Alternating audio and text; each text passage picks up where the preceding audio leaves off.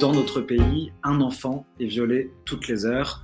200 enfants franchissent la porte d'un commissariat pour des faits de maltraitance.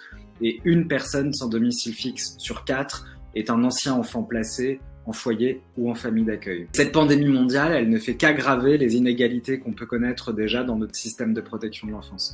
Il faut savoir que la protection de l'enfance en France, elle est gérée par les départements. Il y a 101 départements, 101 politiques publiques différentes. C'est comme si vous aviez 101 programmes scolaires différents. Voilà, ce serait inadmissible et pourtant on le tolère en matière d'aide sociale à l'enfance. Il faut évidemment mieux contrôler les institutions. Aujourd'hui, l'inspection générale des affaires sociales, qui est l'inspection en charge du contrôle des établissements en protection de l'enfance, n'a effectué que 34 contrôles en 20 ans, alors même que les médias se font l'écho de faits de violences institutionnelles extrêmement graves. On a pu le voir, certains enfants placés ont été victimes de violences sexuelles dans les foyers, ont été victimes de maltraitance dans les familles d'accueil, et ces situations, malheureusement, elles se reproduisent sans cesse, puisque très peu, voire aucune mesure n'a été prise pour endiguer ce fléau-là. La protection de l'enfance doit impérativement sortir de l'angle mort des politiques publiques. Les citoyens, les citoyennes, les associations, les partis politiques doivent s'engager pour une meilleure protection de nos enfants et doivent davantage les intégrer dans les politiques publiques et dans les lois qui sont votées aux assemblées.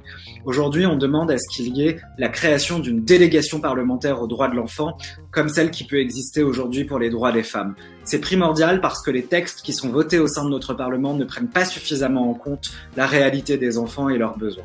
Aujourd'hui, on demande au gouvernement d'agir, ce qu'il a été incapable de faire ces 2 dernières années.